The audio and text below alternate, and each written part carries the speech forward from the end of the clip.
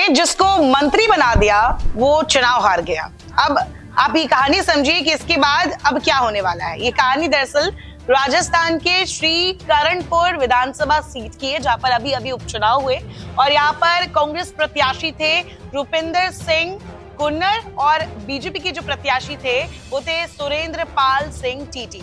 और इन्हें भजन लाल शर्मा की सरकार जो है उन्होंने मंत्री पद की शपथ भी दिलवा दी थी। 30 दिसंबर को ही ये मंत्री बने थे।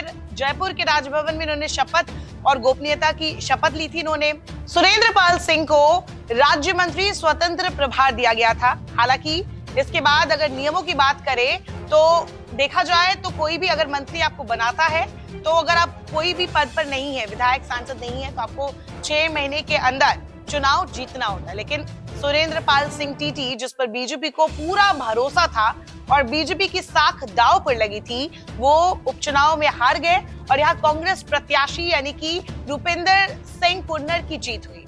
ये गुरमीत सिंह कुन्नर के बेटे हैं जो कि इसी सीट से तत्कालीन विधायक रहे हैं। हालांकि उनका निधन हो गया था ठीक चुनाव प्रचार के दौरान, जब 2023 में राजस्थान में विधानसभा चुनाव हुए। तभी 200 में से सिर्फ 199 सीटों पर ही चुनाव कराया गया था। एक सीट पर अब उपचुनाव हुआ जिसमें कि कांग्रेस की जीत हो गई। इस मामले पर जीत से पहले ही कांग्रेस इतनी खुश हो गई कि पूर्व मुख्यमंत्री अशोक गहलोत ने ट्वीट भी कर दिया और साफ कह दिया कि नैतिकता के खिलाफ जो बीजेपी ने किया था कि उसी का नतीजा है। कांग्रेस प्रत्याशी की जीत हुई और उन्हें शुभकामनाएं भी दी। 12,000 वोट से सीट जीत गई है।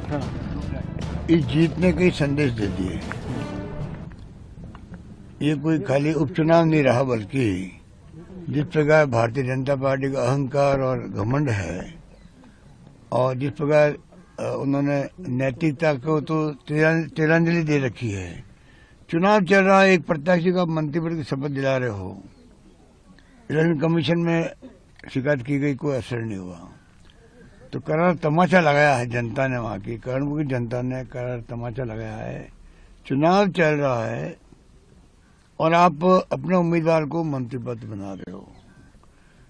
मंत्री को तो जब मंत्री होता भी है, चुनाव लड़ता है, तो ना तो डाक बंगले रुक सकता वो, ना गाड़ी घोड़े काम दे सकता है।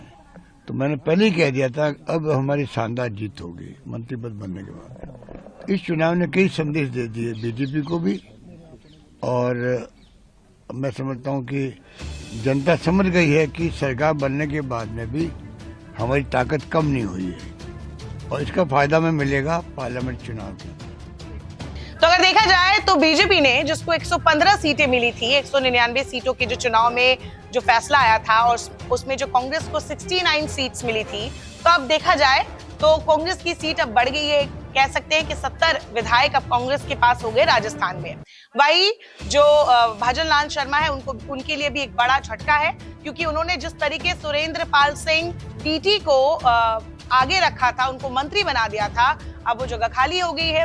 अब देखना होगा कि बीजेपी इसके आगे क्या करती है। लेकिन अगर देखा जाए सुरेंद्र पाल सिंह टीटी, वो इस चुनाव को लेकर पहले बहुत ही कॉन्फिडेंट थे। उन्होंने साफ कहा था कि वो ये चुनाव जीतेंगे। उन्होंने बीजेपी की भी बहुत तारीफें की थी और कहा था कि मोदी जी सारे कौमों को साथ लेकर चलते हैं और उनको जीत जरूर मिलेगी। लेकिन कांग्रेस प्रत्याशी ने उन्हें यहाँ हरा दिया है और ये बीजेपी के लिए एक बड़ा झटका है। नमस्कार, मैं हूं मानक गुप्ता। अगर आपको हमारा ये वीडियो पसंद आया हो तो इसे लाइक और शेयर जरूर करें और हाँ, हमें सब्सक्राइब और फॉलो करना ना भूलें ताकि आप देश और दुनिया की कोई खबर मिस ना करें। तो जुड़े रहिए हमारे साथ और देखते रहिए न्यूज़ 24।